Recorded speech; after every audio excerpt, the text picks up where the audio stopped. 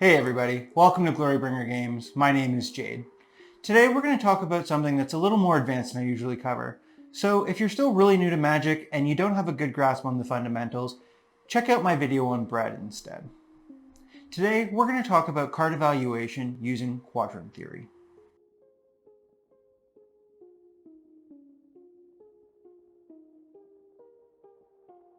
And just a quick reminder, I do stream Mondays, Wednesdays, and Fridays from 7 to 10 Eastern Standard Time at twitch.tv/glorybringer.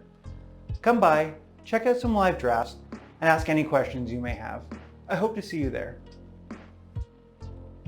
When you're still really new at Magic, you still need a card evaluation technique to help you learn the game. And that's where bread comes in. It's really great for new players who don't have a firm understanding of the fundamentals or what the cards do yet. But as we get into more modern sets and synergistic cards, we need a more advanced tool. And that's where Quadrant Theory comes in. Quadrant Theory focuses on board state. That is, the state of each player's board, their creatures, and permanents. In constructed Magic, you sometimes have decks that don't require board state to win, but that's rarely the case in Limited. Limited focuses heavily on creatures and positioning to win games of Magic, and so Quadrant Theory really focuses in that area. Quadrant Theory puts cards into 4 buckets: opening and developing, parity, winning, and losing. A card may fit into any of these buckets, all of them, or even none. Cards that fit more than one quadrant are considered stronger, where cards that do not meet any are considered unplayable. The more quadrants a card fits into, the better it is, and if it meets all of them, it's an all-star. Let's talk through each quadrant, what its criteria are, and some examples of a card from Zendikar Rising.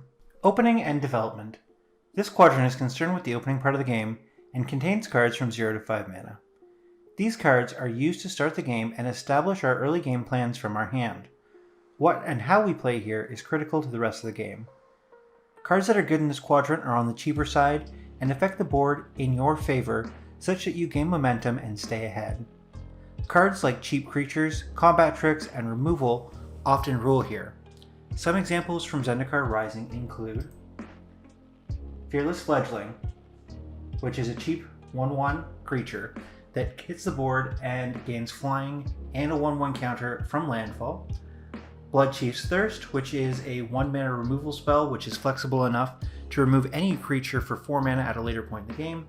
Or Scale the Heights, which allows you to place a counter on a creature as well as play an extra land and gain life, dramatically affecting the board.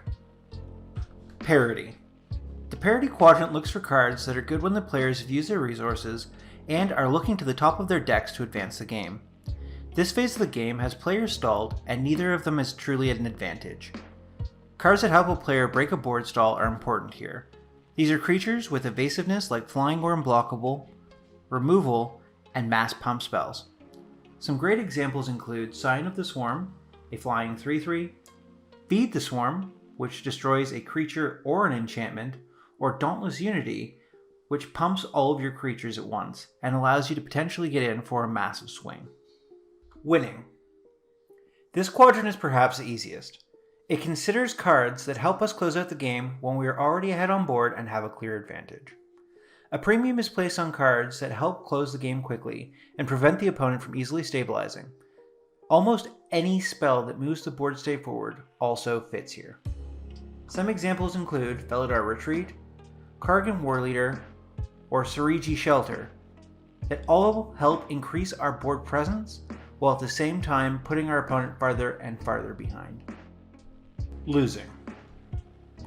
This quadrant considers cards that help us get out of a clearly disadvantaged situation. The board state favors the opponent, and without intervention we are in a position to lose the game. Here we are looking for cards that help us stabilize or take over, like a bomb or a board wipe. Some examples include Ondu Inversion, which is a board wipe destroying all permanents, Cinderclasm, which does 1 damage to each creature or potentially 2 if it's kicked, and Angel of Destiny, which just takes over a game being a 2/6 double striking flyer with an alternate win condition. And now you know everything you need to start using Quadrant Theory to evaluate cards in your games of Limited Magic. Thanks for hanging out. I hope you enjoyed the video and found it useful. If you did, please hit the like and subscribe buttons. Hope to see you soon. Happy drafting.